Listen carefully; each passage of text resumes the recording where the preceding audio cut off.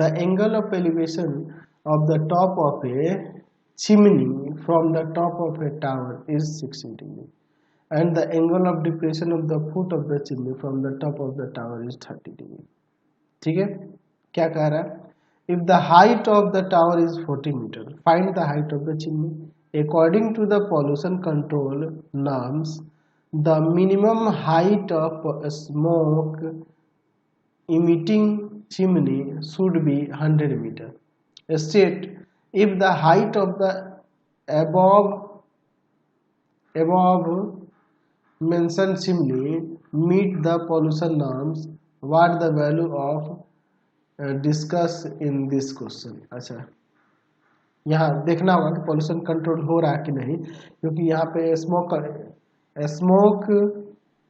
Smoke control या pollution control norms के according 100 metre हो सकता है मिनिमम हाइट चिमनी का. तो चिमनी का जितना ज़्यादा हाइट होगा उतना ही अच्छा रहेगा, है ना जी. चलिए, तो हाइट अगर 100 से ज़्यादा आएगा तो कह सकते हैं कि हाँ यहाँ पॉल्यूशन का कंट्रोल हो रहा है. चलिए, तो मैं यहाँ पर एक चिमनी बना लेता हूँ, है ना. और दूसरा क्या है जी, टावर एक बना लेता हूँ. ठीक है, यहाँ पे दिया है कि if the height of tower is 40 metre. अच्छा, 40 मीटर हाइट है टावर का.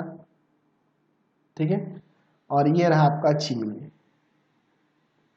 तो एंगल ऑफ एलिवेशन जो हो रहा है टॉप ऑफ क्या कह रहा है कि from the top of chimney to the top of tower.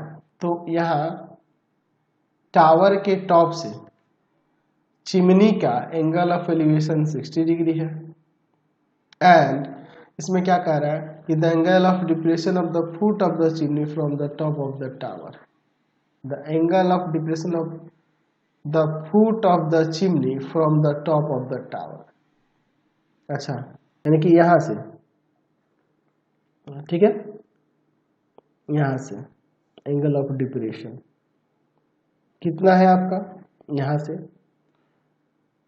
कितना डिग्री, 30 डिग्री है.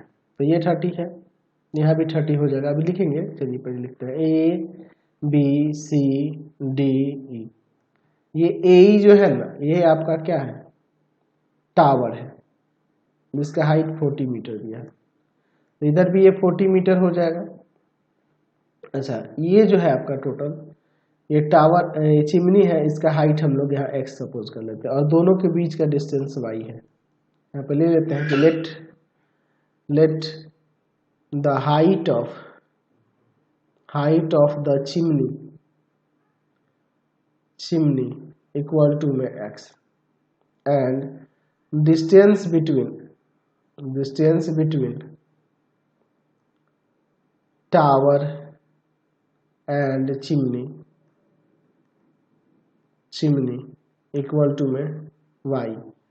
ठीक है, अब इसके बाद देखिए यहाँ पर AE इक्वल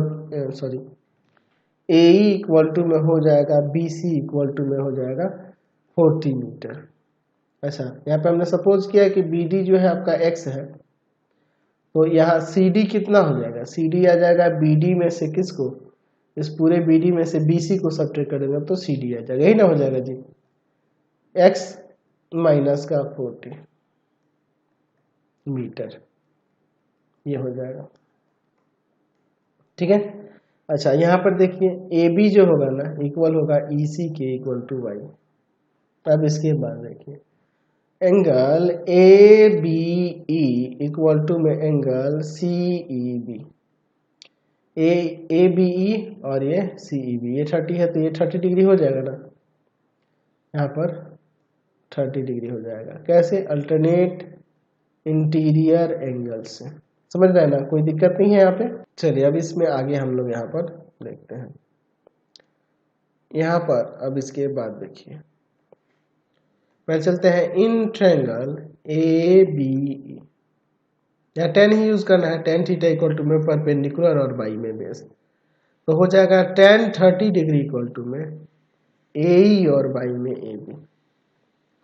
1/√3 इक्वल टू में 40 मीटर और बाई में y. तो y इक्वल टू में आ जाएगा 40√3 मीटर. अब चलते हैं इन ट्रायंगल ECD, ठीक है।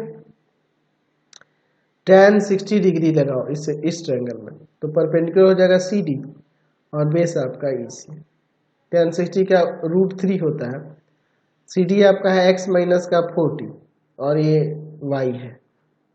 y का वैल्यू हम लोग निकाल चुके हैं, √3 इक्वल टू में x माइनस का 40 और y में 40√3 मीटर, जाकर मल्टीप्लाई करेगा x माइनस का 40 इक्वल टू में आ जाएगा 120 मीटर, ये जाकर उधर ऐड हो जाएगा तो x इक्वल टू में 160 मीटर। तो देयरफॉर लिख सकते हैं यहाँ पर कि हाइट ऑफ द क्या चिमनी जो है, हाइट ऑफ द